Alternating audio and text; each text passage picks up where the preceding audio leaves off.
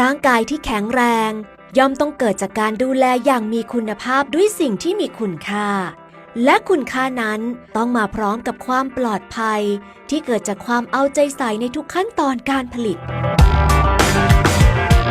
แพนเซียไฟเบอร์ผลิตภัณฑ์เสริมอาหารสำหรับปรับการทำงานและล้างสารพิษของระบบทางเดินอาหารหนึ่งในผลิตภัณฑ์คุณภาพของวิงไวท์ที่ได้รับตราสัญลักษณ์การประเมินตามมาตรฐานสากลโดยมีขั้นตอนการผลิตที่เข้มงวดตั้งแต่การตรวจรับวัตถุดิบการผสมสารสกัดอาหารเสริมที่มีความแม่นยำและเที่ยงตรงการทดสอบทางเคมีและทางประสาทสัมผัสเพื่อความสม่ำเสมอของรสชาติและคุณภาพการบรรจุสินค้าโดยใช้เครื่องจักรบรรจุซองแบบอัตโนมัติและตรวจสอบการรั่วซึมตามหลักสากล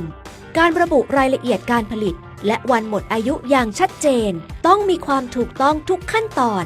ก่อนบรรจุซองลงกล่องตรวจสอบรอยซีลและรอยรั่วซ้ำอีกครั้งเพื่อความมั่นใจในคุณภาพและความห่วงใยผู้บริโภค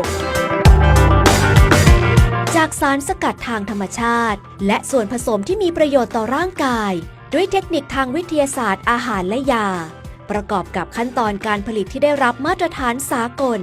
แฮนเซียไฟเบอร์จึงเป็นผลิตภัณฑ์เสริมอาหารสำหรับปรับการทำงานและล้างสารพิษของระบบทางเดินอาหารซึ่งจะเป็นส่วนหนึ่งในการช่วยดูแลสุขภาพให้แข็งแรงและมีรูปร่างที่สวยงาม